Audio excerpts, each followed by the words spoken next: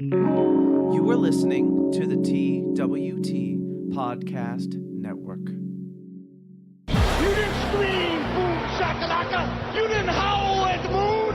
Paul, say something stupid. Bologna, fudge, and mustard. My life is being ruined by the internet. I'm here to stay. Make a good lucha thing. Where's my fucking champ? This will be the moment, starting now, of the genesis of McGillicuddy. We're going to the top of the totem pole.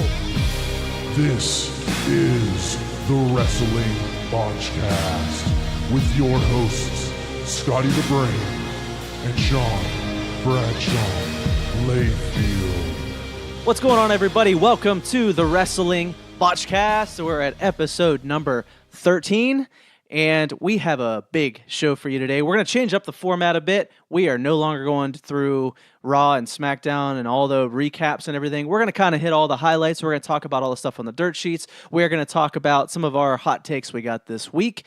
And last but not least, we want to introduce a new member to our hosting team, Mr. Stunning Stevie, coming back. He was here. Yeah, I mean, he's here before. He was here before, but I mean, he's Hey back. guys, what's going on? He's back on the regular now. And Hey, Stevie. and we have SBL on the other side. You're reigning, defending, something else, champion of the world.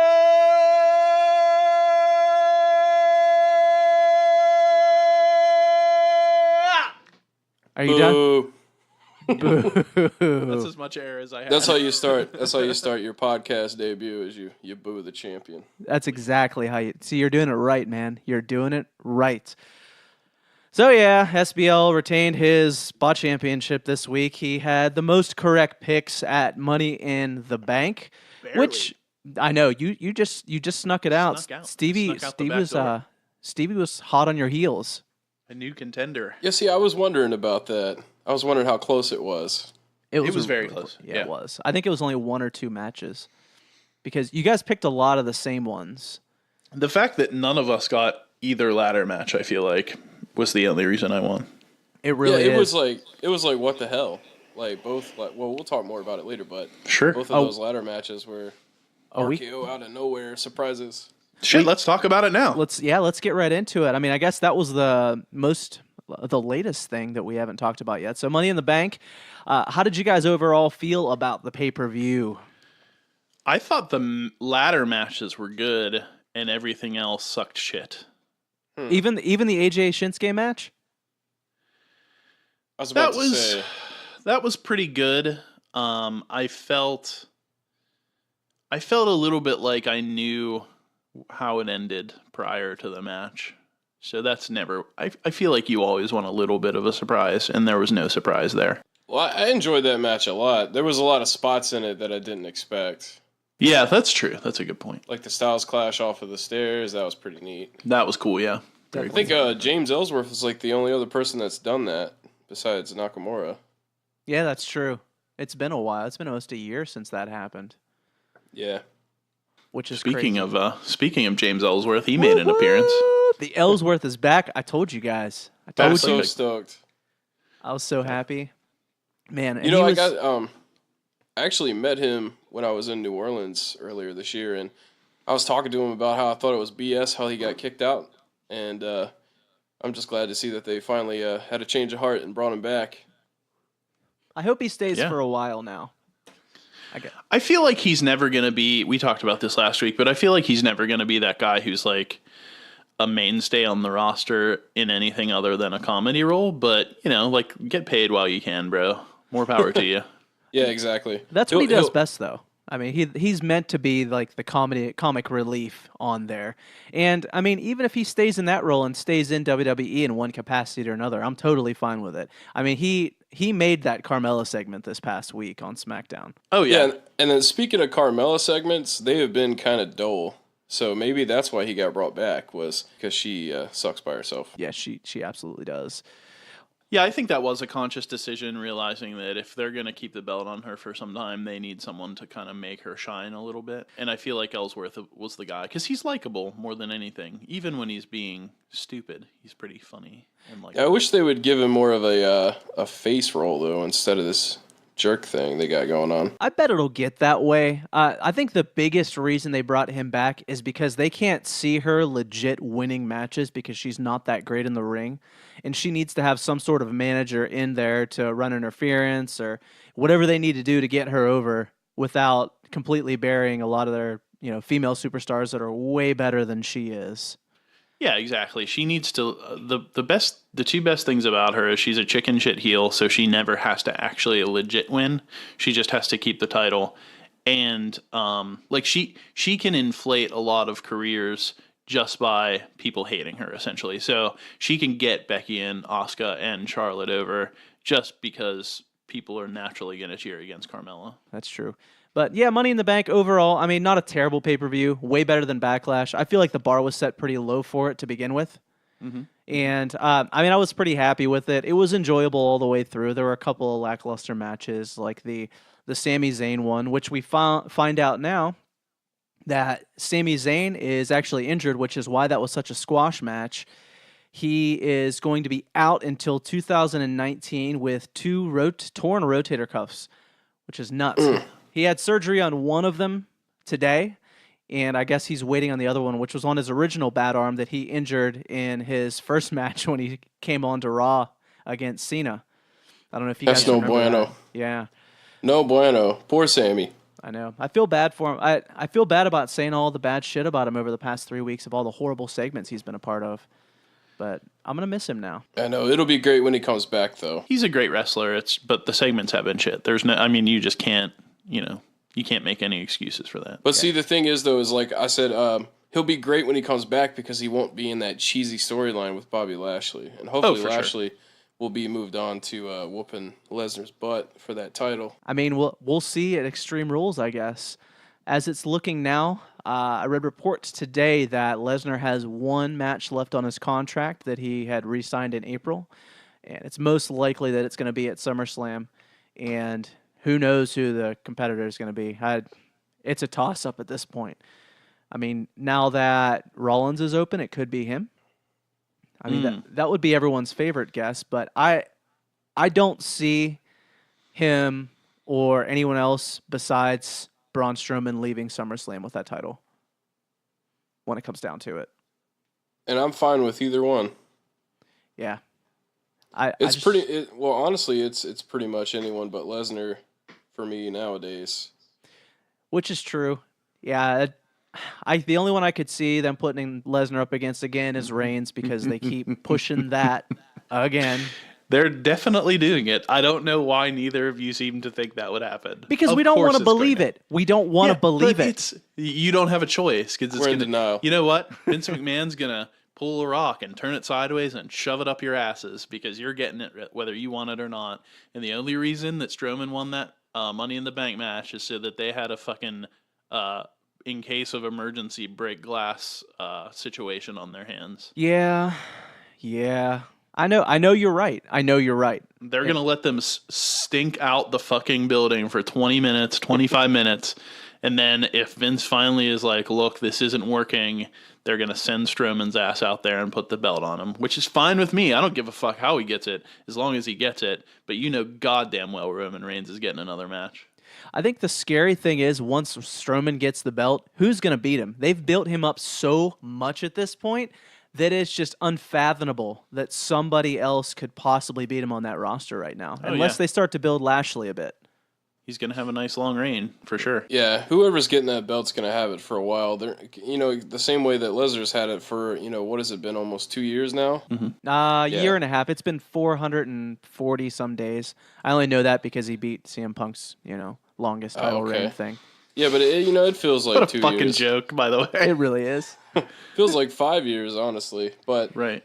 Lashley could do it. Let's see. Finn Balor could probably beat Braun Strowman too. Which, by the way, it was kind of weird to see him take up for him last week because he hasn't really taken up for anybody. I know. So I don't know if that's maybe like an early build on a rivalry. Yeah, I But- think they've been kind of hinting at like, look what you could get, fans. True. And then they'll steal it. They'll steal it away and have Roman beat them both. It's probably Speaking of true. which, when he did that coup de grace off the ladder, who did he land on? in Bobby that Roode. Money? Yeah, it was Bobby Poor Roode. Bobby Roode's intestines, man. I don't even like Roode that much, but I felt so bad for him when that happened. I feel like poor fucking Finn Balor's spine because that's what's taking the brunt of that move. True. Yeah. Not Like to mention he's landing right on his ass. KO has taken that twice. Mhm. 2 times. He took it in NXT off of that high of a ladder, like top rung, in that ladder match that they had, and then he took it again, I think, on Raw or some other match where they were in a ladder match as well. At And least Kevin Owens has got the goo on his tummy though to That's kind true. of absorb it. See, You know I what I'm don't saying? think I don't think the receiver even makes a difference because I feel like as soon as he sticks his legs in, he just lets them go limp so that he doesn't accidentally rupture someone's fucking spleen, right? I mean, there's no way to hit that move with any force without possibly killing someone. So he probably, True. like, as soon as his feet touch, he probably just lets his legs go limp and falls on his ass. I really feel like the person who's hurting in that move is Finn Balor's spine. Same way the frog splash always was. Exactly. We'll find out in 10 years when he can't walk anymore, I guess. It was funny though. I remember a couple weeks ago when he took a coup de grace, Kevin Owens, and he was like, "Whoa!" Like he was screaming. It was so funny. Yeah. It was that match where it was a couple weeks ago where he was taunting Finn. He's like, "Is that too sweet? Is that too sweet?" Oh my god, I was rolling on the floor. I love KO so much. I'm glad he's not injured. I mean, if anyone's going to go between him and Sammy, I'd rather it be Sammy. You know, I don't want to see anybody get hurt, really. Well, that's not true. But, yeah, it was... I mean, it was a decent Money in the Bank match, the ladder match. I think in Wrestling Jesus scored that one like a 4.5, I think, which is pretty good in Yeah, that's WWE solid. terms. To be totally honest, anything that he gives over a 2 in WWE was a pretty good match. I know, and just about everything but the Lashley and Sammy match got over a 2, Oh, which that's was pretty impressive. I think the women's got like Yeah. a 4.25. So I mean, there are no 7-star matches there, but you know, we're Yeah, I know I'm a couple minutes late here, but How many unicorns? I thought that Money in the Bank was fantastic pay-per-view, but it could have also been a case of the previous 2 pay-per-views being, so poor. Yeah. yeah. Other than like the first 2 or 3 matches of the card, everything was rock star status for me. That's true. I agree. If you take off the first couple matches, it actually is a really, really solid pay-per-view. You can't give it a thumbs down just based on the ladder matches. Well, I mean, let's be honest. The Cass match with Daniel Bryan was probably the best match Cass ever wrestled in his life.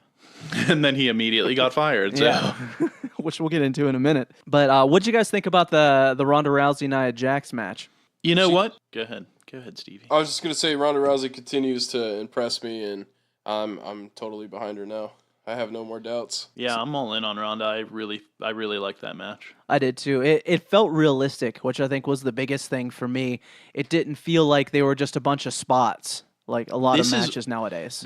That's how you book Ronda though. Like you have her punch, you have her. She needs to fight like an MMA fighter, and her selling is really good. The only thing that I didn't necessarily believe is when she came off the top with the body press and Nia went down. I feel like that was like, all right, well, Nia's a pretty big gal. I don't know if she's just gonna fall down on her back from that impact. But True. Other than that, like the punches that Ronda was throwing looked great. Like it was honestly an awesome match. The least believable thing about it is the fact that then Alexa Bliss beat the shit out of Ronda Rousey. I know. But I will give myself some points here too because I did call an immediate cash in. I just didn't get the right person. So. I did as well on that. We all thought it was gonna be Natalya. Even so, it was cool to get a cash in on the women's. It's kind of nice that we're not gonna have to sit on a Money in the Bank briefcase for almost a full year again, like we did with Carmella.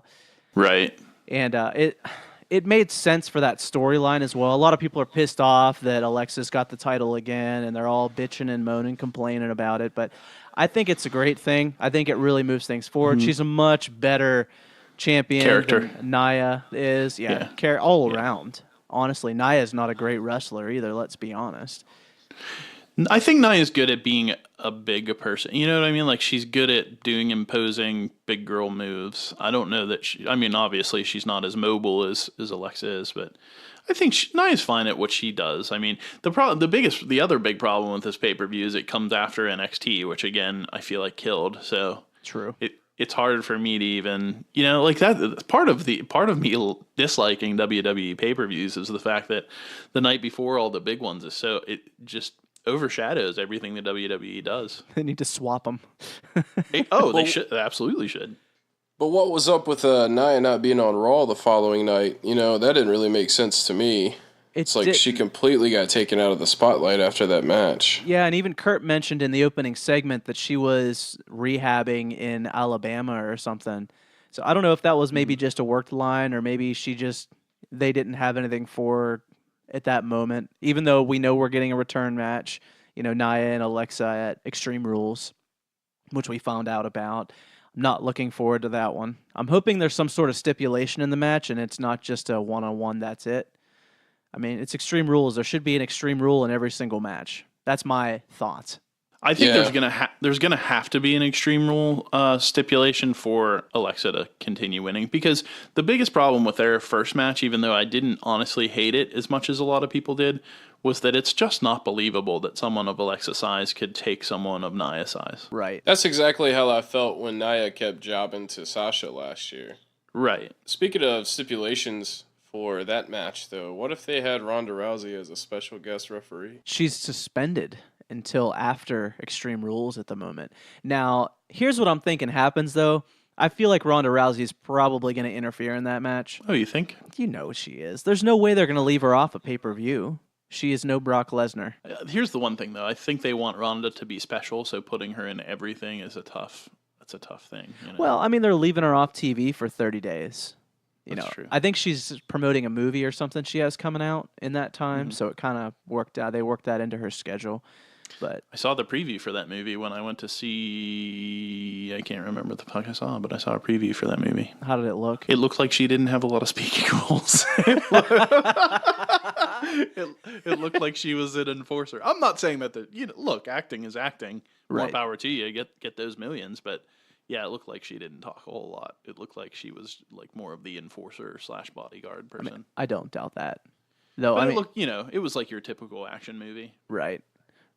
So I guess let's talk a little bit. You touched on it. Let's talk a little bit about NXT Takeover. Which was great. Oh man, I had very low hopes going into it because there's only a couple of matches that I was kind of in on.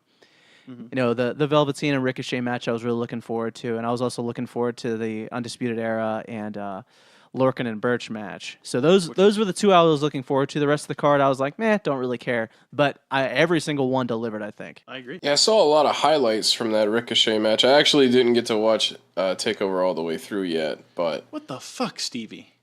I'm so sorry. I tried to, but work was just killing me today. But I did see all the highlights from the Ricochet and Velveteen Dream match, which was epic. And then I saw the Nikki Cross match with Shayna Baszler. Is that Shayna how you Baszler, say it? yeah, Shayna Baszler. Baszler. Yeah. That was pretty good. And also the Kyle O'Reilly and what's his name? Oh yeah, Undisputed Era. So Roderick. Oh, Strong. what's his name? Old Roddy. We just call him Roddy on here We call him what's his name? because he's the man. Yeah, the guy. Well, the other guy that's with him and Adam Cole. Yeah, Mm-hmm. that match was rated 4.5 stars, which it absolutely should have been. One of the best tag matches I've seen in a long time. The great thing about NXT is they have the ability to always start really hot with a tag match, whether it's been this match. I've seen some American Alpha matches versus Revival that totally killed. I mean, there have been so many opening tag matches. That's one thing they just always knock out of the park. Even like the End Zone Big Cass matches that they had. Yeah, I don't know. I'm trying to think of who the fuck else. DIY actually comes to mind as far as those big opening tag matches. They're Against just great. Their feud with AOP. AOP, I think they did a Revival 1 or 2 as well. I'm pretty sure they did, yeah. But that was the highlight, honestly. That was my favorite match of the night. for Takeover. I know everyone's all high on the Gargano and Ciampa match, but That was a lot better than I thought it was going to be. I'm actually the most high on the Aleister Black match, other than the hideous miss on that kick. Oh, I mean, man. that was one of the worst things I've seen in wrestling in a long time. it was bad. They couldn't cut away from that camera angle fast yeah. enough. I just hate, you know me. I mean, I go over this. We've done full episodes basically on me bitching about this. But dude, if someone misses a spot, just act like they missed and then just go into it again. That's all you have to do. Just reset. That's all you need. And Lars tried to sell it, and he shouldn't. And the you thing always is, look like a fool when you do that. they reset like after Jinder that Mahal in the last couple of weeks. too. Oh It god. was more or less the same thing, man. Yep. It's the same thing. It was a gender cell. 100% a gender cell. I think with NXT, you get more of the impressive wrestling than you do on the main card. You get more drama on the main card. And I kind of wish that they would blend more wrestling into the main card, because NXT is really enjoyable to watch because you're going to see a lot of impressive moves. Same with 205 Live that you don't necessarily get on the main card. And you know, I've noticed a lot of the talent on NXT when they come over to the main card, it's like they're not as risk-taking or something. I wonder what's going on in management that's keeping them from performing as well as they did in NXT. I feel like the best times, the best episodes of both Raw and SmackDown is when it's centered around wrestling and it's centered around good matches. And I feel like that's your bread and butter, man. Like, people, I hate the fact that people keep trying to make this. I mean, really, Vince McMahon keeps trying to make this a goddamn TV show. When, like, that's, you know, like, you're cutting out, basically, you're pissing off, like, your core audience. Stop playing to the casual fan. Dance with the one that brought you, and then the casuals will come a-running, man. When they see that it's cool, and when they see that other people are into it, they're gonna think about it more. Well, let me play. Yeah, exactly. Let me play devil's advocate for a second. Fuck you. I'm Fuck going you, to. Scotty. I'm going to be Vince McMahon right now. If I'm Vince McMahon, I know that those viewers that are doing the hardcore voice. wrestling fans are going to watch regardless of can you what do- bullshit they put out. You're not doing the voice. Oh, sorry.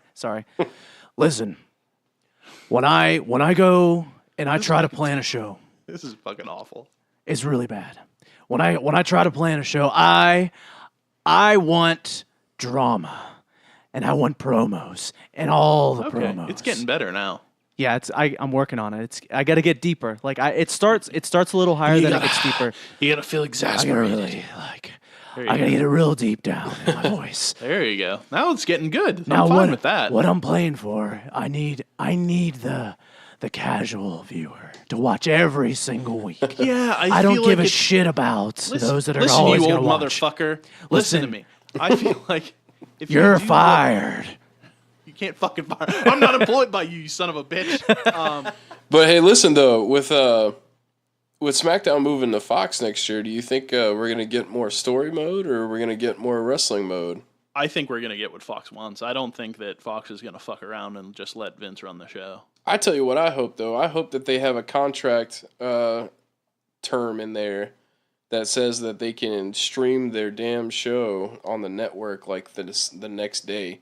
Because this month behind shit is really lame. It sucks ass. And if you have Hulu, I mean, you get it the next day, but they cut so much shit out of Raw whenever you watch back on Hulu that there's 3 or 4 matches cut out every week. So it's kind of frustrating. But SBL, you were right though when you were talking about, you know, the best episodes of Raw and SmackDown are the ones where they're focused mostly on wrestling. Like when they did the what's up? I know you're new here, but I'm always fucking right. Oh. Well, yeah, the Don't take Gauntlet that match, bullshit from I'm me. amazing. not the most recent one on SmackDown, but the Gauntlet match a Hell yeah, few man. weeks ago with Seth Rollins. That was like the best episode of Raw so far for me this year. I agree. Oh yeah, definitely by far. The Gauntlet match this week was great. Yeah, it was great. I enjoyed every minute of that. Yeah, it just do didn't you have Seth guys- Rollins in it. It's okay. Yeah, right. It's okay. The guys that were in it did a good job, I think. Do you guys play WWE 2K? I do. I try to. It's pretty terrible on the Switch. Okay. Do you, Stevie? Yeah, I have it on the computer. I play with an Xbox controller. Oh, nice. Are you like day oneers like me? Like, do you get the premium edition that you can download like 5 days early. I probably will because this year it's going to have Ronda as the premium character that you get if you pre-order. Oh, okay. I'll probably be a day oneer this year, as long as they don't do that loot crate crap again. I don't think that's going anywhere, good sir. But I think actually, yeah, if you're a day oneer, you get all that shit unlocked. Like, you don't have to like work up the points or anything if that's what you're referring to. That's right. Where you basically pay for that extra $10 in the deluxe, and it gives you it all unlocked. Yeah, the deluxe I think is an extra $30, but you get everything, including like all the DLC. Yeah. I'll probably do that for sure this year. So I did it last year and the year before, and I think the year before that even. And this past year was the first year that I was genuinely disappointed with my purchase, just because a lot of the modes were slightly shittier, even though they insisted that they were going to be improved, and some of the improvements that they said they would make. Listen, look, if I could talk to 2K for a minute, the things that people want are the things that existed in video games for free like 10 years ago. So just play all the games that everyone says are the best, and fucking steal their shit. And the fact that you can no longer put your own music on it is fucking absurd. Exactly. Well, they focus a lot on that universe mode or whatever it's called. Yeah, but it sucks this year. I mean, and the thing about it too is like, they make the basketball games, and those are phenomenal. So I don't understand why they don't just emulate that. What I don't want to do with my creator wrestler that I'm going through universe mode is fucking walk around the back of the arena and talk to people. That was so time consuming. Talk to people that don't even exist. I don't want to do that. I want to play the fucking matches. I want to play matches. I want to rank up. I want to spend whatever experience points ranking up my wrestler, and I don't want to start at like a 50 out of 100. I want to be someone that's competitive. I don't want to have to unlock moves. That's fucking horseshit. The fact that you can't even do a suplex until you play the game for fucking 38 hours is And you only absurd. get like 15 shirts to choose from to make your dude out of. And it was so time consuming walking between the objectives in the backstage area. It's garbage. It is garbage. And they need to bring back general manager mode. And the other thing that pisses me off, this has pissed me off for so fucking long. Okay, so now I'm gonna get really angry. But so the fucking character select mode, you have to scroll through every single Andre the Giant, fucking Prince Albert. Like I don't need all those people. Just separate it by fucking roster. Let me or just give me some means to separate it myself. Let me. So that I don't have to scroll through fucking Bam Bam Bigelow, Andre the Giant, people that I'll never even fucking use on the game unless I'm just playing for fun. People that, like if I'm playing universe mode, I don't need to select Badass Billy Gunn circa 1995. Exactly. I just need the current roster. Just give me a character select screen with just the current roster. It's fucking infuriating. And let me upload my fucking own music. I tell you what, in exhibition mode, that all they would have to do to fix that is just make a favorites, and you could just add your favorites, and then every time you go back, you have that. Exactly. That's what they do. That's what they do in the motherfucking moveset thing. You can just select favorites. But not only that, like it's a simple strand of SQL where you say sort by, right? It's just a sort value. That's all it is. That's all you need to add. It's one line of code in the fucking game. And for some reason, for the last 10 years, they've not been able to do it. It's unfucking believable.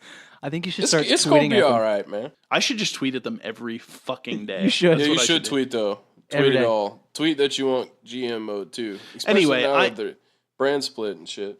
Yeah, I am stoked that AJ is on the cover this year because finally someone that is like, they're not just trying to, this is difficult, I guess. I mean, Seth was on it for sure, but like we're getting into a situation where they're no longer trying to put recognizable faces from the Attitude Era on it in hopes that they sell 10 more copies. Like, look, it's like a huge money maker. The people that are going to buy it no matter who's on the fucking cover. So why don't you act like the people that are on the roster now are the people who are carrying the torch for you, instead of being like, oh, it's 2019. Here's a picture of Stone Cold fucking Steve Austin. Look, I was a big Stone Cold fan, but like, he can't wrestle anymore. So let's let AJ carry the torch. Let's let Seth carry the torch. It's unreasonable for anyone to expect. I'm actually wearing a Stone Cold t-shirt right now. Dude, I'm not shitting. I'm not shitting on Stone Cold. Stone Cold's awesome. What I'm saying is, your people now, like your stars now, are never gonna feel like a bigger deal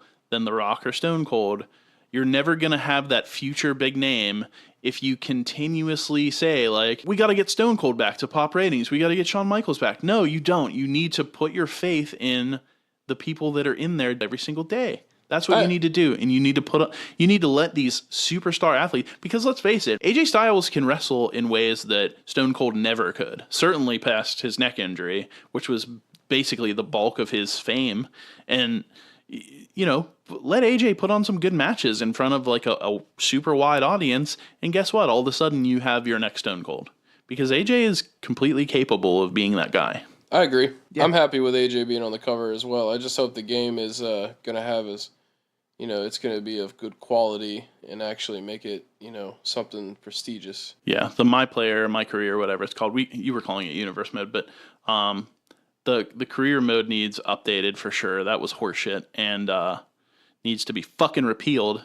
And I thought the 2K17 was pretty good on career mode, except for it kept getting the rivalry stuck on me. Like, It was like messed up. Yeah. Well, you have to. We can go. Stevie, I'll tell you all about how to get out of that later. I feel like we've already taken too much time. Yeah. All right. Let's move on. Right. I know you're hot on that one. Did either of you guys get a chance to watch the Hardy Boys 24 documentary? No, I did not. On After Money in the Bank? I watched the first 5 or 10 minutes of it, but it seemed like it was a lot of the same stuff that I had already seen in their previous documentary.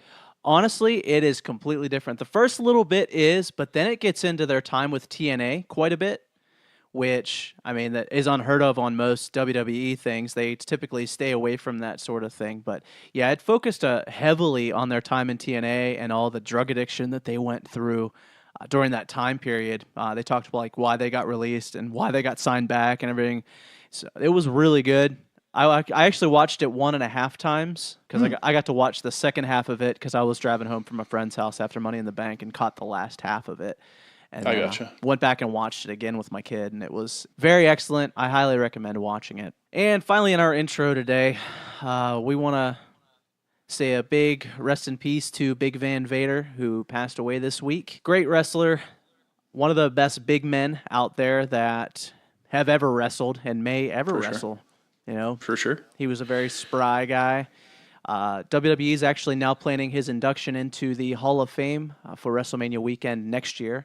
Only thing that sucks is that it takes him dying to finally get there. Yeah, it's a little bit horseshit because he went on the internet at least a year, maybe 2 years ago, and said like, hey, doctors told me I have X amount of years to live. I need to start making some changes, congestive heart failure, blah, blah, blah. And Mick Foley even started petitioning the WWE. And I believe he was working there at the time. Like, hey, we got to get this guy inducted. Let him have a moment before he passes away. The end may be really near.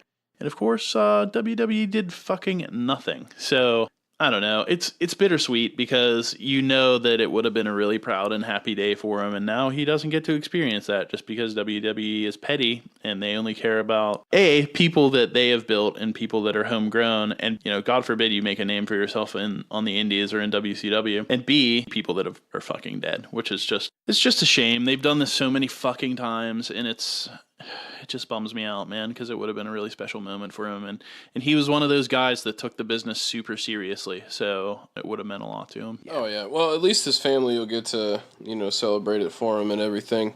But, yeah, you're right. He's one of the toughest big dudes in the business and rarely ever broke kayfabe. I actually had the chance, or opportunity, rather, to meet him and everything, and he seemed like a pretty wholesome dude. Yeah, people... I've heard a lot of people discuss him and talk about him in interviews. Bret Hart, Bruce Pritchard, et cetera, and they said he's just a big teddy bear, man, and that's pretty fucking cool. Yeah, and I can absolutely say that that's true as well. I've got a buddy of mine who's an indie wrestler that actually wrestled against him 2 or 3 years ago on the indie scene, and he said he was a great dude. Afterwards, when they went backstage, he asked him to rub some. He asked my buddy Vader asked my buddy to rub Icy Hot on him. On his back because he couldn't reach it. He's like, all right, dude, yeah, sure, whatever. And he rubbed Icy Hot on him, and Vader gave him $20 to do it. Oh, that's nice. That's a good coworker right there for you. Hell exactly. Yeah, man. Rub Icy Hot on your bro. Yeah, that's, the great story there is that'll be something that, I don't know what your buddy, you've told me before. What's his name? Zane Riley. He's an indie wrestler. He wrestles a lot around North Carolina area, Florida.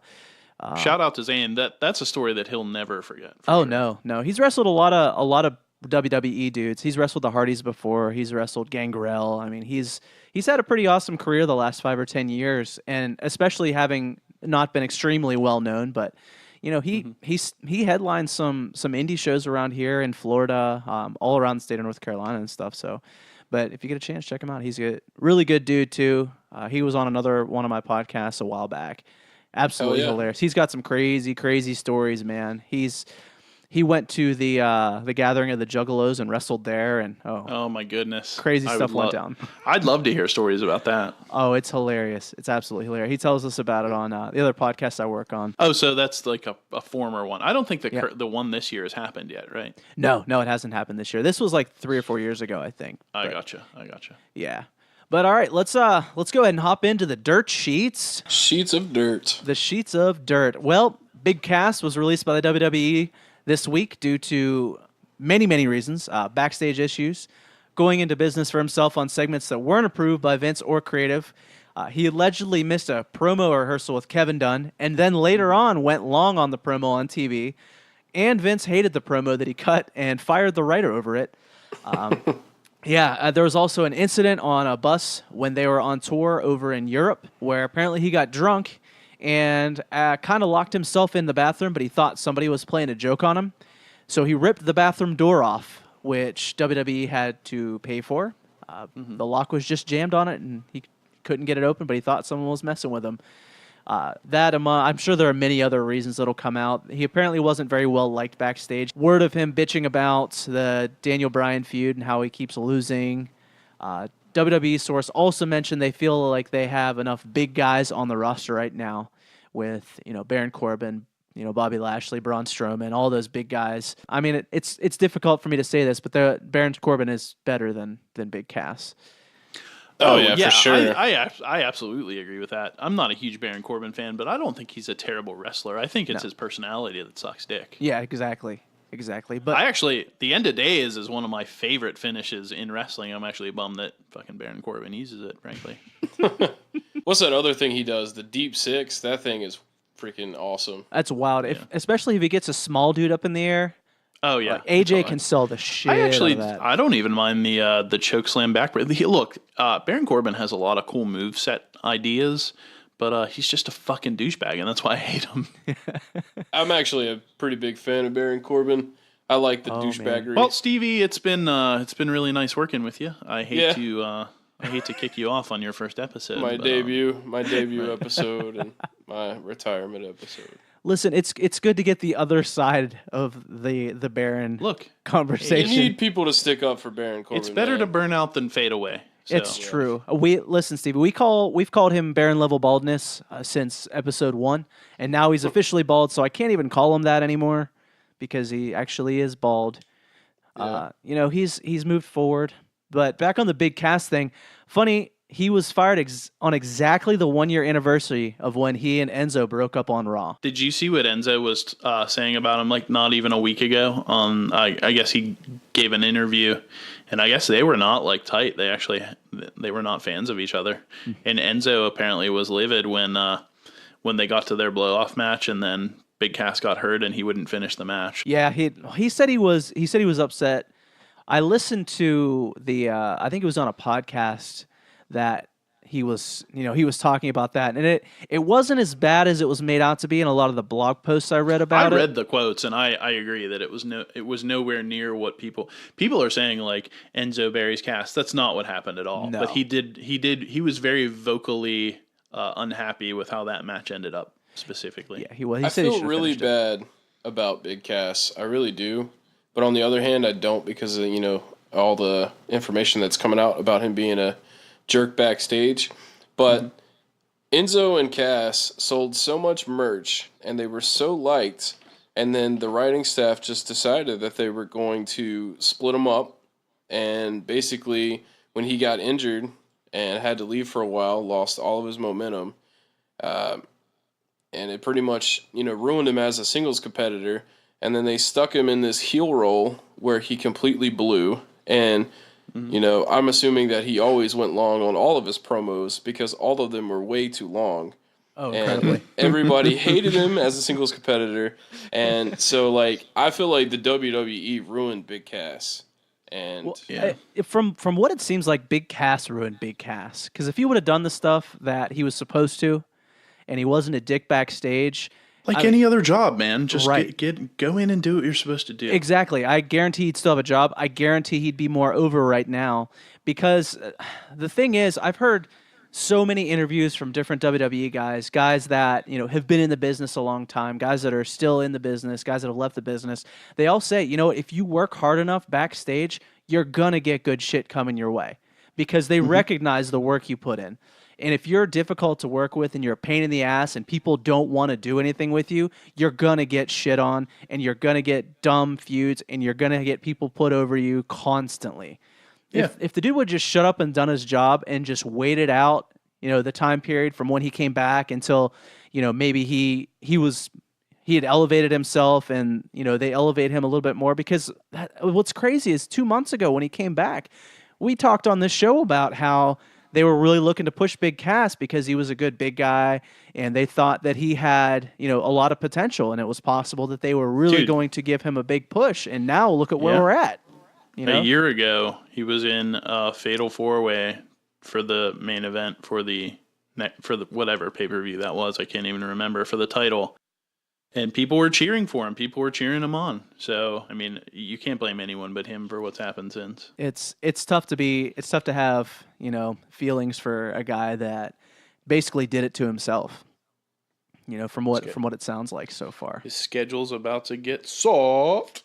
SAWFT. I don't know. I guess I'm just 50-50 on him, I guess, because, I feel like recently he's had a lot of heat backstage, but, if he wouldn't have been poorly written into the story the way that he had, he would probably have, never even had those negative things happen. Yeah, maybe, but at the same time, I mean, you got to start somewhere when you come back. I mean, he was coming in fresh, and I mean, he wasn't a huge name.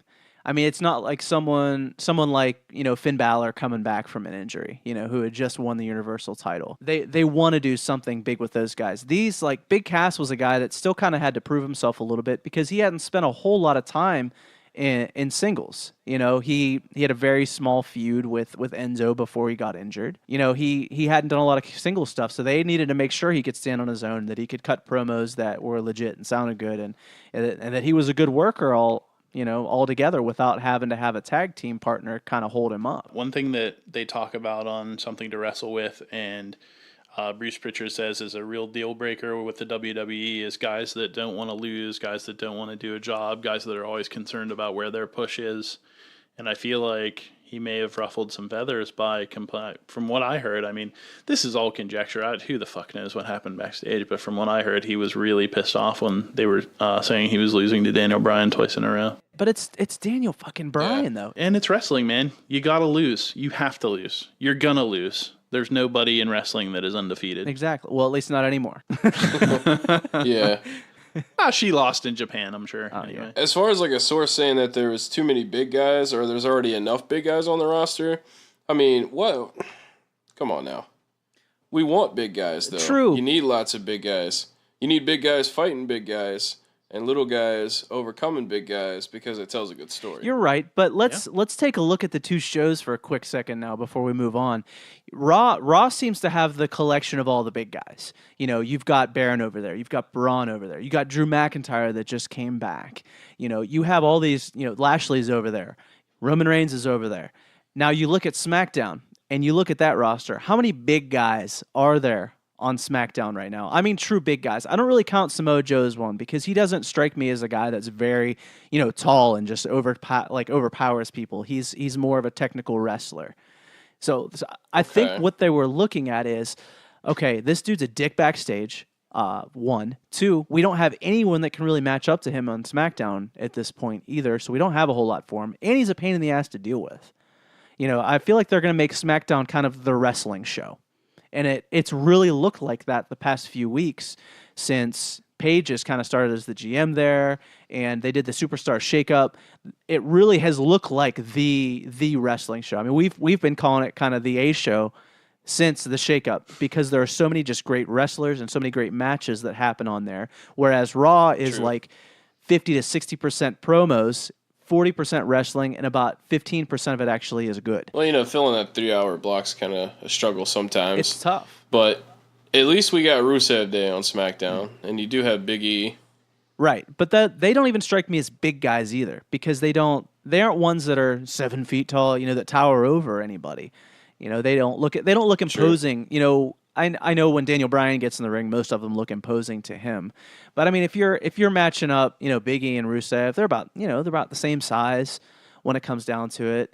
Most of the big wrestlers over there, Shinsuke and AJ, and now you got Andrade Cien Almas over there. I mean, all those dudes are like the same size, and they match up really well, and it'll make for really great feuds because it's very believable. All right, let's move on. R.I.P. to Big Cass's career. I made a note here about Nikki Cross maybe moving up because I was hoping this week maybe she joined Sanity when they made their debut, but it's not looking like it's going to happen yet. And I don't know where they're going to put her at this point. I mean, where does she go from her loss this past weekend? The loss she had signifies to me that she was leaving NXT, because if you look at every single women's championship match that ends in a girl just passing out, the next week they move up to the main roster. Yeah, I actually had the privilege of seeing her live at WrestleMania Access, and she's really great, and she should move up. If not, within the next month or so, maybe, SummerSlam time. She may sneak in there. We're right there, man. Yeah, we're there. They're probably just going to, save her for whenever, the women's division kind of starts to go a little stale again. But right now, it's the hot commodity. It is. Yeah, it definitely is. I mean, we got Ember Moon in there, which is good, but we haven't really gotten... I guess we got the Iconics this year, which... The Teutonics. I don't... I do not like them. Not many people do, and we just continually see them, just putting other people over, which, I mean, that might just be their thing now. They might be kind of trying to see, what they've got with them. They cut okay promos sometimes. I think 1 out of every 7 promos they cut are half decent and a little funny, but... I don't know. I'd like to see Nikki Cross move up, but I guess that's yet to be seen. Hopefully it'll be this year. Moving on, WWE blocked Ring of Honor from holding a show at Madison Square Garden that they announced earlier this Bad month. WWE. Oh, man. Bad. Oh, man. It's just the same petty bullshit they always do. It really is. Well, think about it this way, though. Ring of Honor is their pool of talent. Why are you going to cock-block them at Madison Square Garden? That's true. Because that's what they do, is just cock-block They did that everyone. with WCW as well. WWE views Ring of Honor as the new WCW, and it's starting to build and get bigger like WCW did. So that, I mean, they're direct competition. They've got a show on Access now as well that airs every week. They have their own web network as well, just like WWE does. So I thought it... Wait, they have their own network now? Well, they're on Access. Oh, hell yeah. We're subscribed to it. Yeah. Well, they're not on Access. That's right. You're thinking of NJPW Japan. is, but they're kind of one and the same. Yeah, they share. But they have Ring of Honor has that they're owned by Sinclair Broadcasting. Right. So they actually are owned by a television station. So their broadcast, I think, in more houses than WWE, but if you have the package, they're like a package throw in, so you get them anyway. Yeah. Yeah. Yeah, you do. And I mean, like Ring of Honor plays on my television, and I just have basic TV. Yep. Yeah, I mean they're That means out there. I might actually have it too. And you know what? Ring of Honor is some premium content. Oh man, it's fucking excellent. great. Some of the best matches that I've seen Sami Zayn and Kevin Owens have been on there, and Adam Cole. Oh, absolutely. You know, and Ricochet. Yep. Yeah, they've. Half the roster's been in Ring of Honor. Yeah, I actually like Honor Club better than WWE Network. So take that network. Bold statement. Shots fired. Bold statement. All right, so is that the name of their app? It's Honor Club. Yeah, it's called Honor Club. Okay. They don't have. I gotta check that out on the Roku. Yeah, that's not on Roku yet. It is only available on the web, and I think they're working on Roku and Apple TV now. I don't think they have them yet, but that's a work in progress. I thought everything was on Roku, man. I know, that's what I thought too. I was highly disappointed. So we've got a couple of spoilers right now, and if you don't want to hear spoilers from the UK tournament that happened, earmuffs, or just go ahead and fast forward for about 30 seconds to a minute. All right, earmuffs. It's happening now. Ready and go. We've got new NXT Tag Team Champions. Mustache Mountain beat Kyle O'Reilly and Roderick Strong the second day of the UK tournament, which is crazy, and I can't believe it happened, and I'm wondering how they're going to get out of it because Mustache Mountain hasn't shown up on NXT for at least 6 months. It's just weird for them to just throw the belts on them. I don't like it. I'm not a fan either. I love Mustache Mountain. I just don't understand this move. I don't like it. These writers cannot be trusted, guys. They can't be trusted. Cannot be trusted. I'll tell you what, though. NXT usually gets it right. Yeah, NXT has never done me wrong. No. So I trust you, Triple H. Yeah, Do whatever you I want. want to see where they're going with it. I mean, I know that they are working on a UK tag title belt because they did announce that there is going to be a UK NXT division now. They're going to build a performance center out there, and they're actually going to start filming at the end of July for an actual NXT UK show weekly. Sweet. So that's awesome. I'm glad for them. Diggity damn. Yeah, they've been working on that for like 2 years. It's amazing to finally see it come to fruition. Speaking of tag team belts, they love fruition. They need a tag team belt for 205 Live as well. I agree, but there's just not enough dudes on there yet. Yeah, who are you gonna put that on? There's like 18. I think there's like 18 to 20 people that are on 205. But they only have like 10 of them that show up every week, and that's it. I mean, we literally get the same matches every single week. It's gonna be Lucha. It's gonna be a Lucha House Party. Yeah, they'd have to win it, and they'd hold it forever. Holding the belts forever. Right. I mean, the only other tag team they really. Well, Scott, you're a huge Kalisto fan, so I'm sure that'll work for you. Really? No. He loves Kalisto. Nope. Kalisto blocked us on Twitter. You said it last time. Yep. Kalisto is Scott's favorite wrestler. No, he's not. Lucha. Don't do that, Stevie. There you go. Yeah, I will fire you. Oh no. No. You mean I'm getting paid? Okay, I'll be quiet. You were going to get no paid. residual checks for you. Yeah, not now. I take it back. I don't like Baron Corbin, and Big Cass deserved what happened. There, now you're getting it. Now you're better? getting it. That's much better. Much better. All right, so we got also in the UK tournament. This isn't as much a spoiler as the previous thing, so if you had earmuffs on, you can take them off. Noam Dar returned at the UK tourney this week, which is kind of cool. It's good to see him back. He was an old 205 Live guy, and I think he's probably going to feature in NXT UK, to be honest. I love me some Noam Dar. He was great. Really? You guys both love Noam Dar. What is it about Noam Dar that you like? I like his wrestling style. I don't so much like the feuds he was put into, like the one with Cedric was really dumb. That Alicia Fox feud that they had. Alicia Fox. I was about to bring that up. Dude, that's what really put him over, was saying that. I know. You know? I know.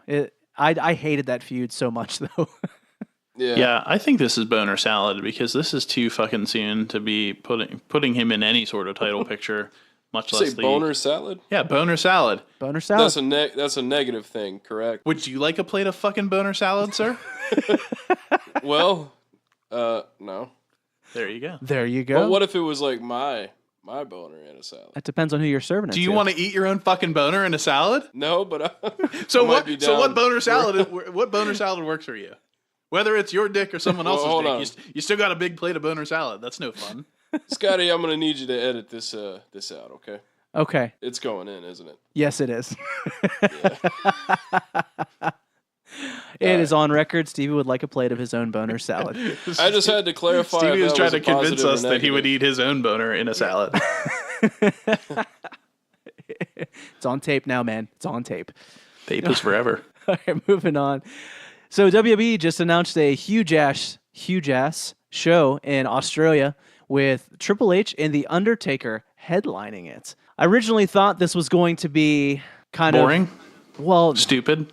Okay, lame. keep going. Yeah. That goes back to what you were saying, SPL, about the cover of the games. Yeah, man. That's it. Let the new people come in and regulate. The Undertaker needs to retire. I was hoping this would be his last match, but I doubt it.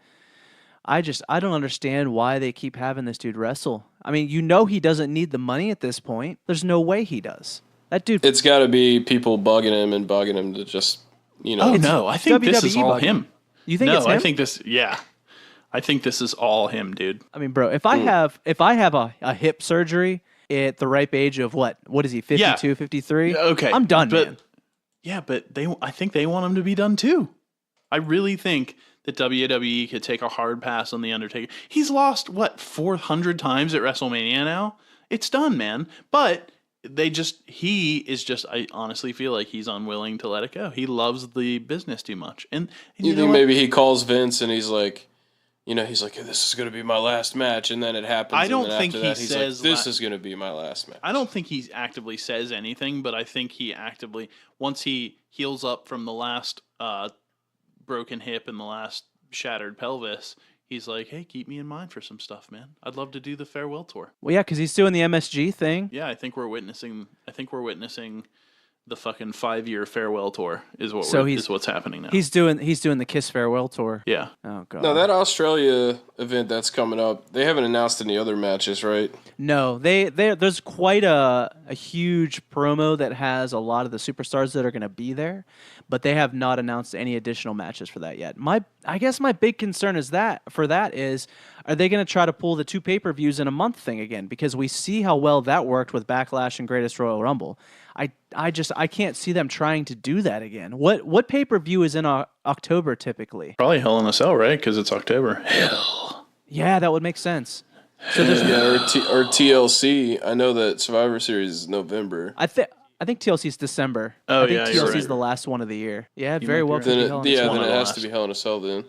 God, that's going to be terrible having to deal with 2 pay-per-views and the build for 2 pay-per-views.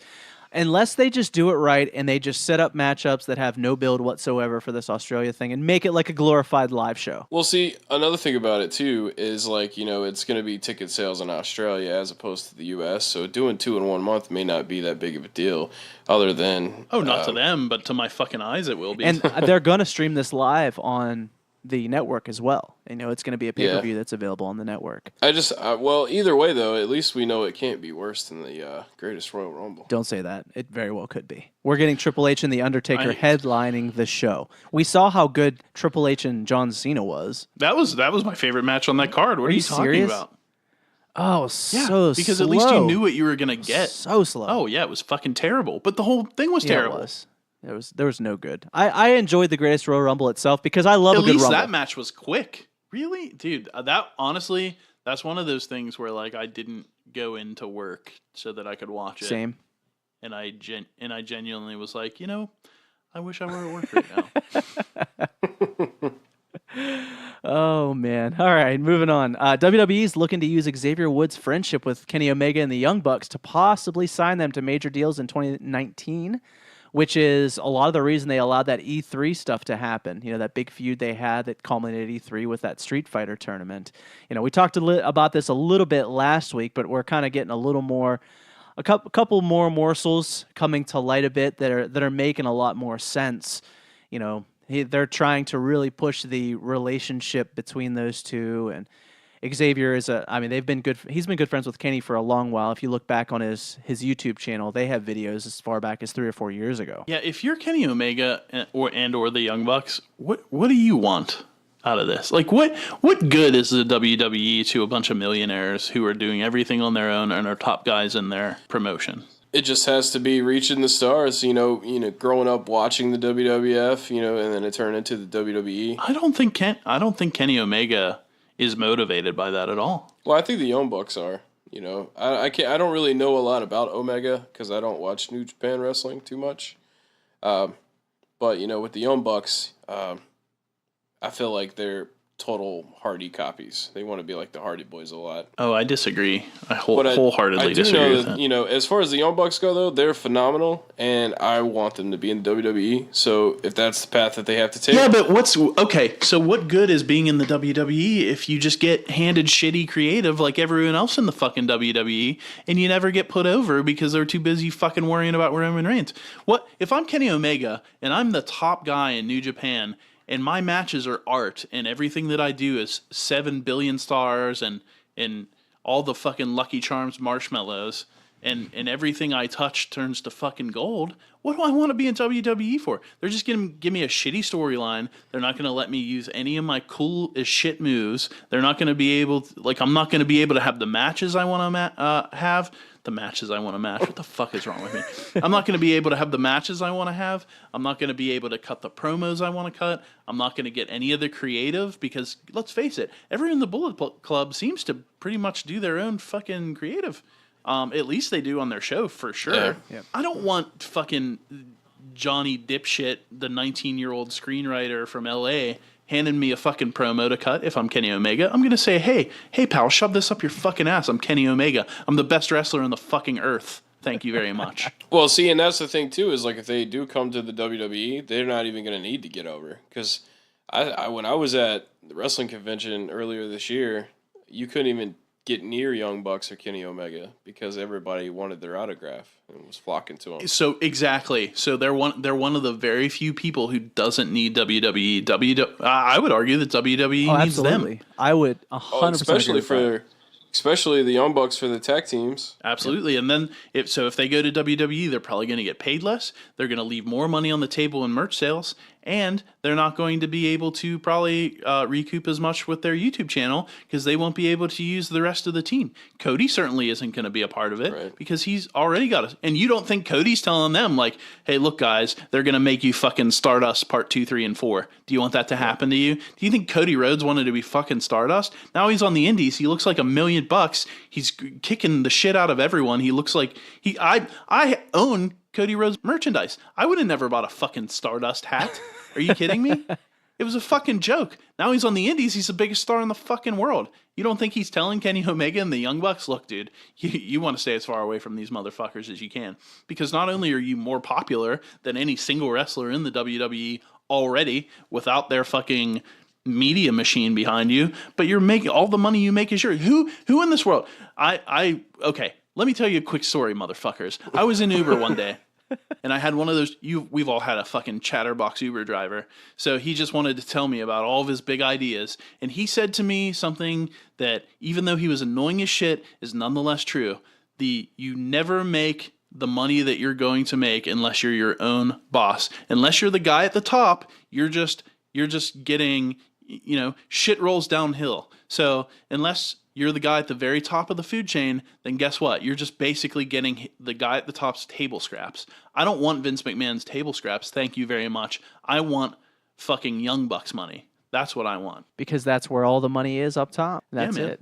They're their own bosses. There's nothing more rewarding than being your own boss and booking your own matches, having the match you want to have. I don't want fucking...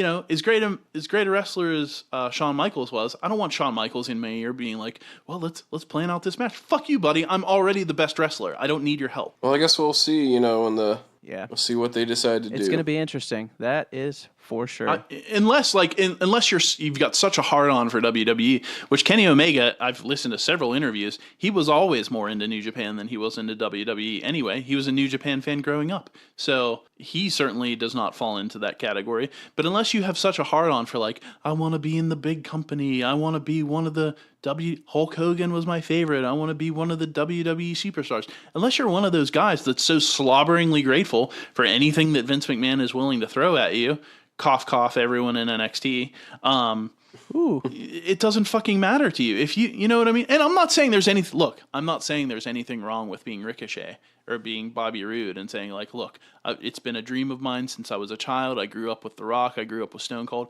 I've always wanted to be in WWE. You know what? More power to you. Have good matches in WWE if you can, if they fucking let you. I can't wait to see it. I can't wait to see what you do. But at the end of the day, man, Kenny Omega isn't that person. He never was. He always was a fan of New Japan. He's already the king of the hill in his favorite promotion. Hey, Stevie, can you tell that SBL is a huge Kenny Omega mark? He's my fucking... Yeah, I kind of noticed. Just mark a this little bit. motherfucker. He's the greatest wrestler in the world. 7 stars isn't enough. He deserves 32 stars. Oh man, I don't care.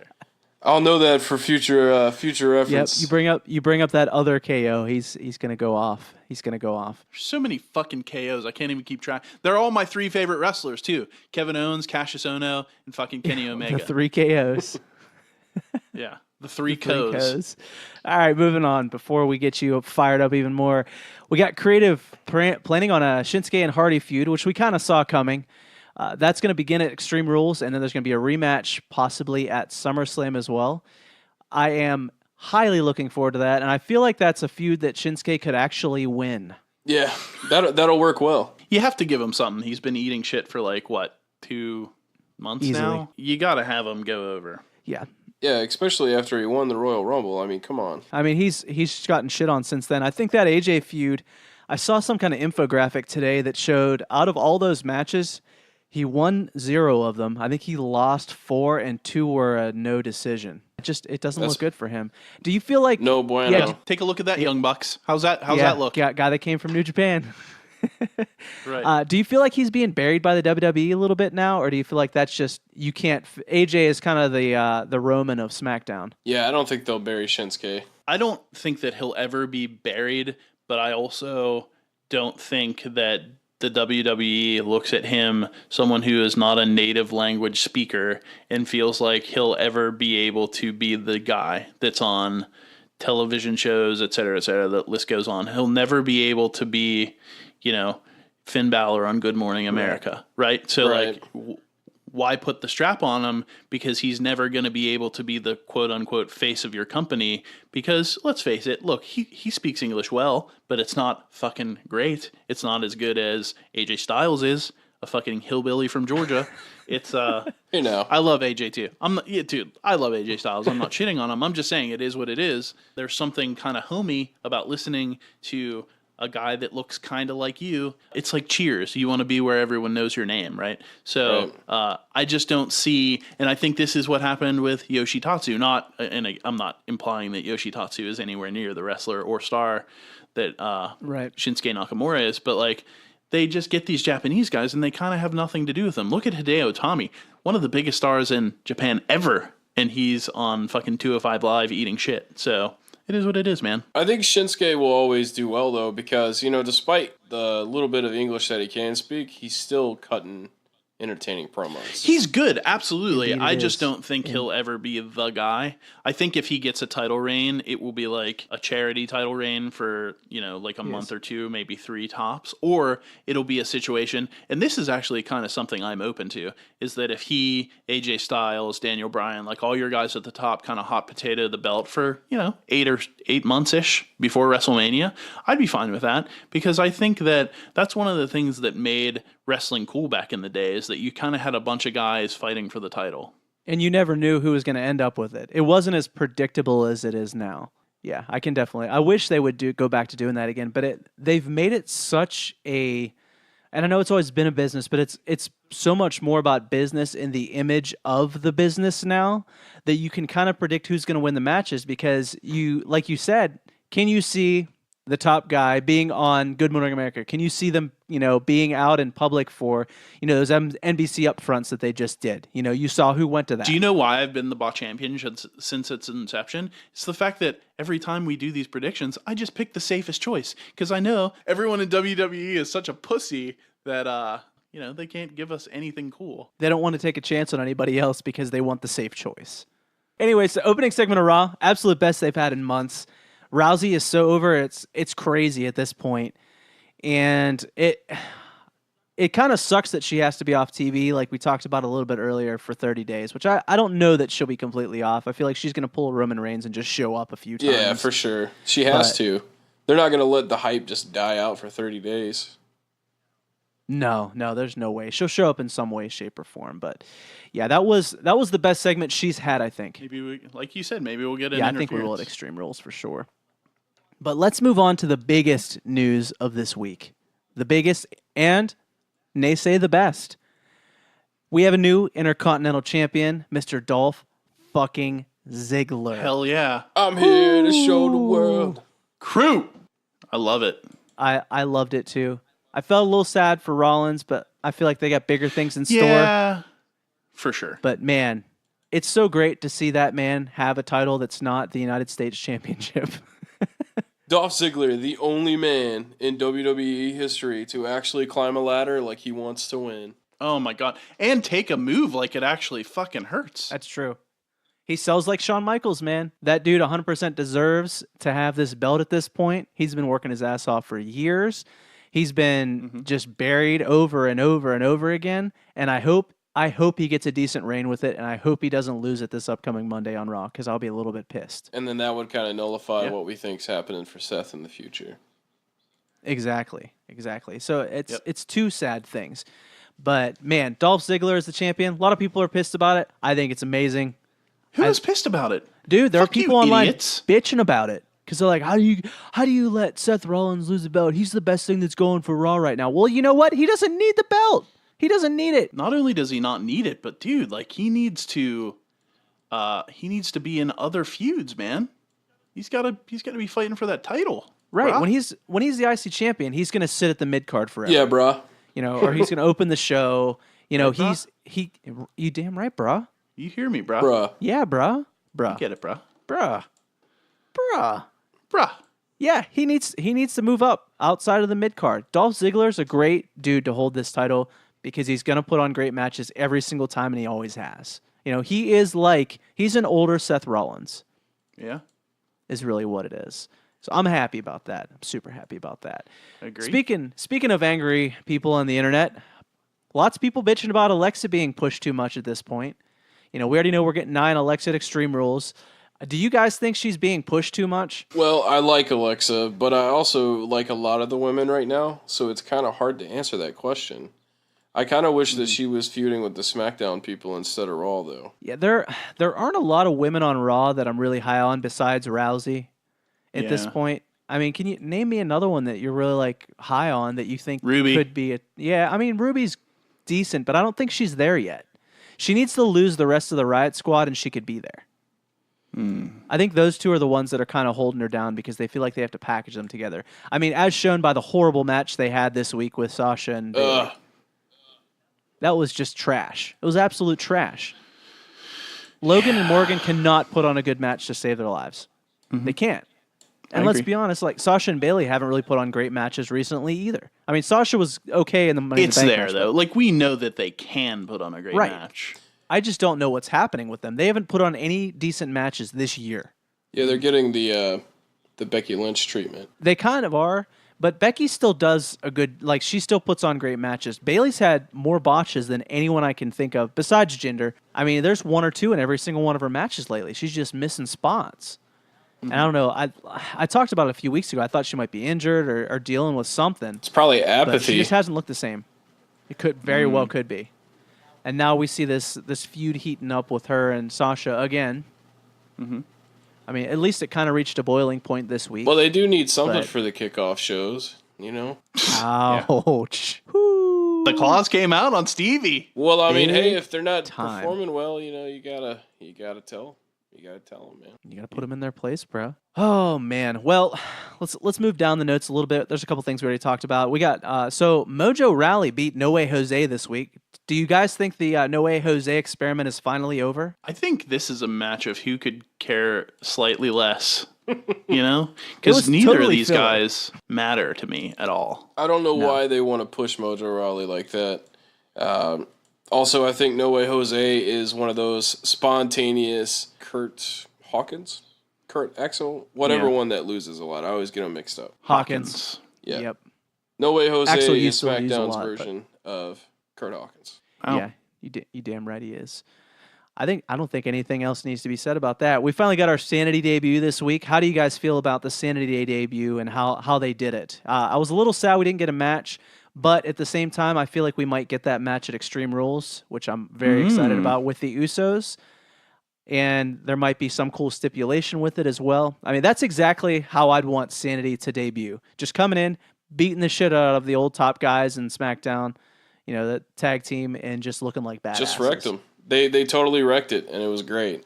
And speaking of big guys on SmackDown, Killian Dane is a big guy. He's a big guy, but he reminds me a lot of Samoa Joe in size and girth. They're like the medium guys. Yeah, they're like not super tall, and it'd be tough to knock them over at the same time. Yeah.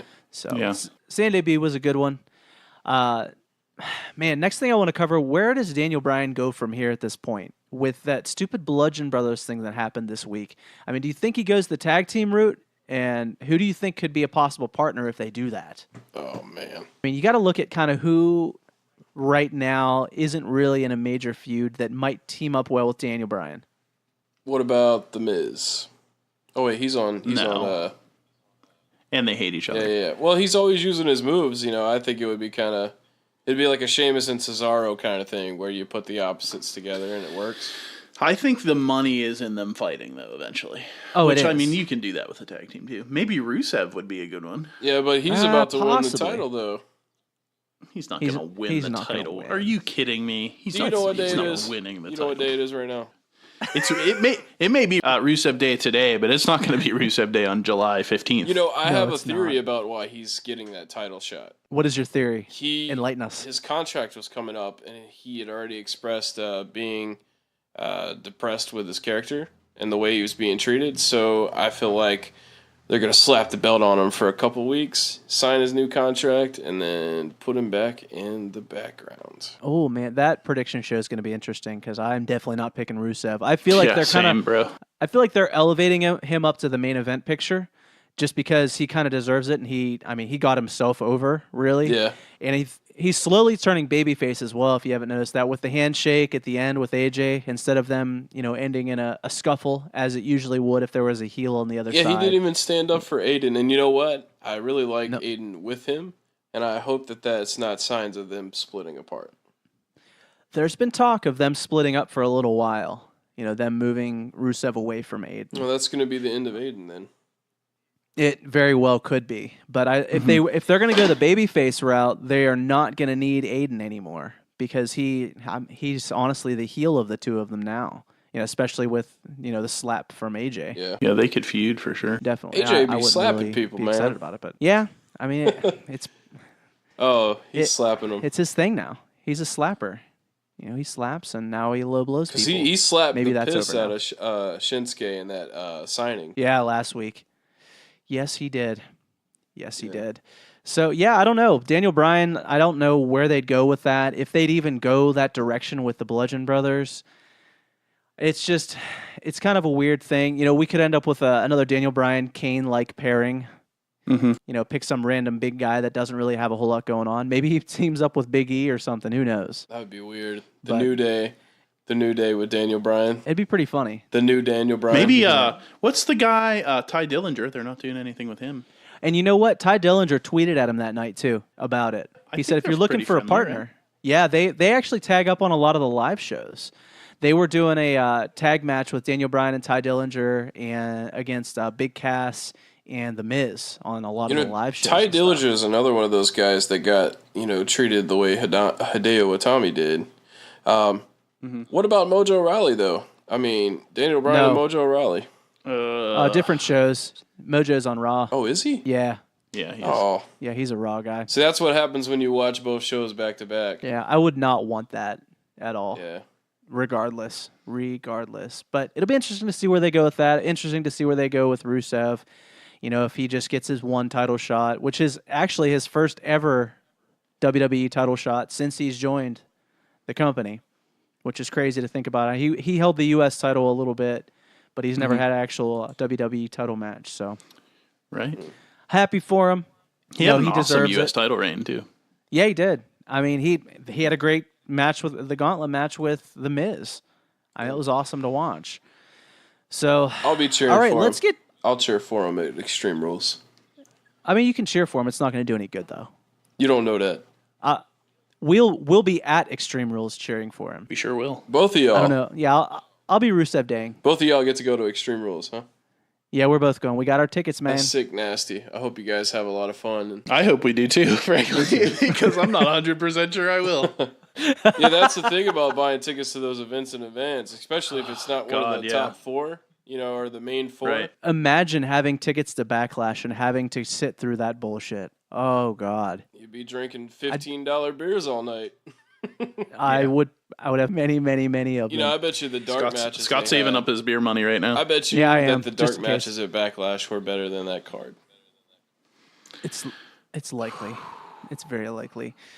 All right, so last segment we're going to do every week. We're going to add this one on. We're going to each give our match of the week this week. And it's basically going to be the match out of all the shows that we watched that we thought were the best. Do you guys want to include? I guess we can include the Takeover and Money in the Bank ones because they. Mine is from one of those, so we have to include it. All right, so we're going to include those as well.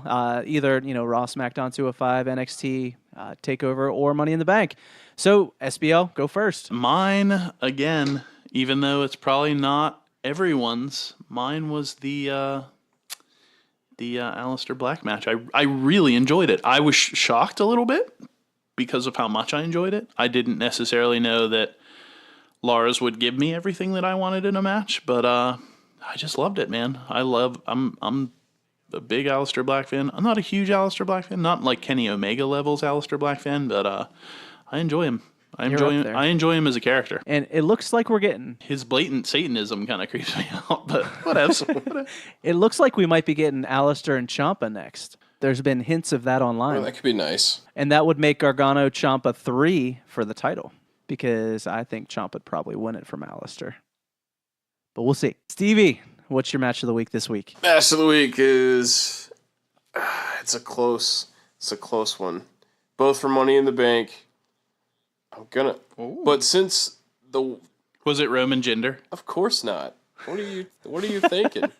I actually do like Jinder Mahal though, for the record. Oh man. Yeah. Okay, so since there was actually an end result to the last man standing match, I'm gonna pick that as my match of the week. Shinsuke versus AJ. Wow, bold statement. Yeah, but the right, runner-up was Nia Jax and Ronda Rousey. Yeah, that was... I mean, it was good. I wish it had a definitive end besides, the Alexa. Well, I told you that it was too soon to get Nia to lose, and she did lose, but not to Ronda Rousey. And it was too early to give Ronda the belt, so they had to do something. All right, so that leaves me... my match of the week also came from NXT Takeover and was definitely the Undisputed Era versus... Dude.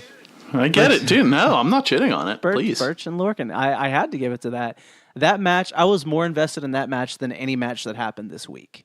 Mm-hmm. And it was one of those that gave me the Takeover from WrestleMania weekend chills like that ladder match did.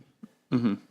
I got that same feel. That's the thing. Great, NXT is so great about their opening matches really setting the bar high for anything that happens after it.